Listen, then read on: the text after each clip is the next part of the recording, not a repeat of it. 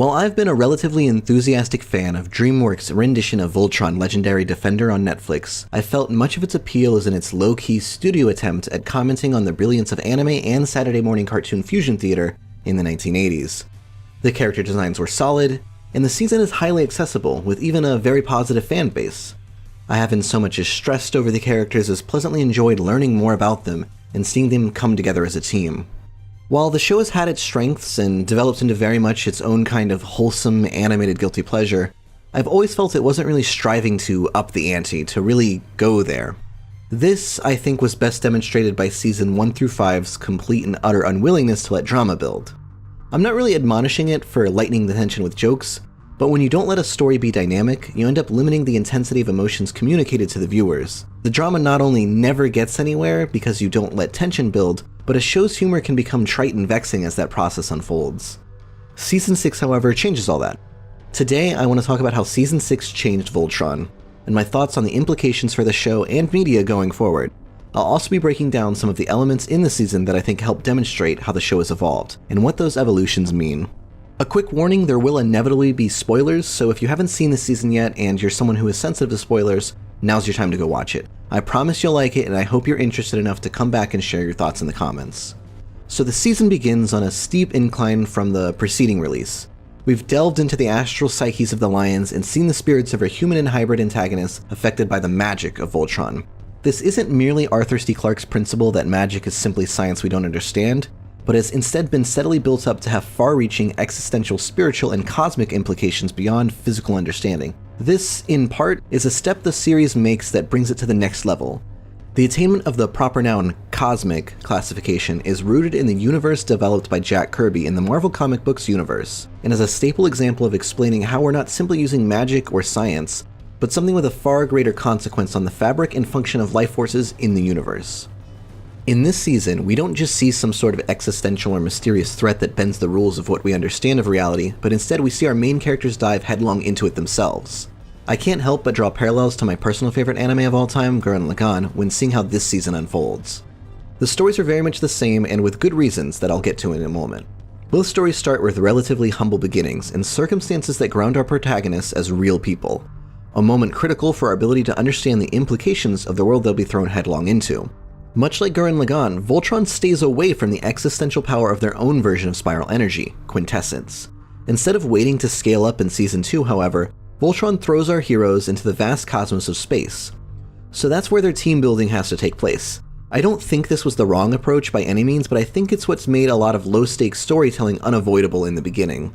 Despite its relatively slow and low-stakes conflict, the show's short run under a Monster of the Week format is what allows for the much larger dynamics of season arcs rather than episode arcs.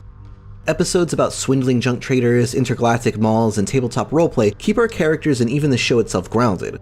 If Shiro and Keith had been scream sword fighting the whole series, we wouldn't have cared. Instead, we've absorbed enough of their downtime to understand that these moments are pivotal.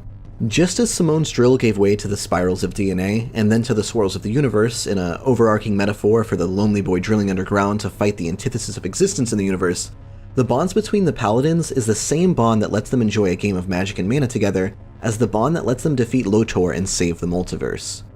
Joaquin Dos Santos helmed the 3-episode pilot of the show, and has been the integral architect of its plots coming to a head in Season 6. You may not know the name, but you're likely to be familiar with the work he's done already. He did storyboarding for Justice League, directed much of Justice League Unlimited, and worked on Avatar: The Last Airbender and The Legend of Korra. The man's popularly known as Dr. Fight among fans for his skill at choreographing combat. I bring up Dos Santos to illustrate that the series' creators are seasoned and top-notch. Avatar and Korra are already famous for being a fusion of Eastern animation and artistry combined with a Western story department, but is also the breeding ground for the artists behind Voltron. Indeed, even the same animation studio is behind the project, so it's not surprised that some of their penchant for the anime aesthetic has shown through. What really shines through in this season, however, is that the anime asides are no longer limited to chibi reactions and gags, but have made their way fully into the way the creators communicate emotion. While you could argue that the emotion that calls for it is already there, I wouldn't give them full credit just for gags on the principle of being fair to predecessors like Teen Titans. While on the subject of predecessors, let's process some of the history of the 5 transforming lions. You may vaguely know that Voltron was once a 1980s TV show with a similar concept before, but the specifics of the show are complicated, so I'll give a brief explanation. Before Voltron came to America, it was an anime called Beast King Go Lion. The series differed from the modern adaptation in many ways, but was also heavily re-edited and altered for its American release as Voltron. Whole plot arcs and deaths were removed, violence was toned down, and even some character deaths were written out of the show to meet broadcast standards for American cartoon standards in the 1980s.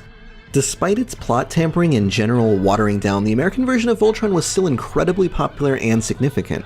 Re-syndicated Japanese animation and hot toy sales, the series was a goldmine. But as it wore into 80-something episodes, the slap-cut editing took its toll, and plots became complex or didn't go anywhere. The series' success, however, afforded its own custom arc written and animated just for America. The reason I get into this is to thoroughly argue that the Voltron we have today is and always has been a fusion. It has always had anime roots, but now the director it has all of the hindsight in the world. Instead of begrudgingly taking advantage of a Japanese labor force for the sake of animation budget, the show's creators understand the potential creative animation can afford them, and they don't just copy-paste, but also subvert these themes. Take Keith, for example. His arc is the most steeped in the fusion of sci-fi, space opera, and shonen anime. They low-key age him 2 years and give him an interdimensional wolf without saying anything.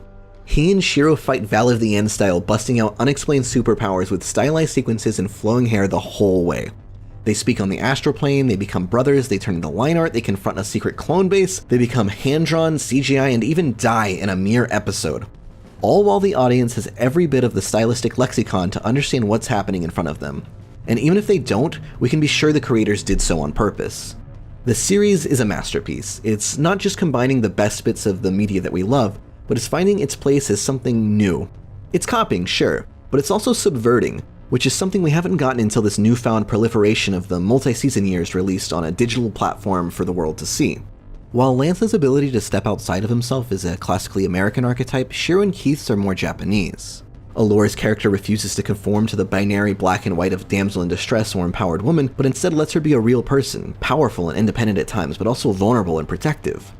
Hunk and Pidge blaze their own trail by showing us that the bit character Foodie and Geek have a lot more to offer, demonstrating that compassion and focus are admirable traits to match yelling and shooting.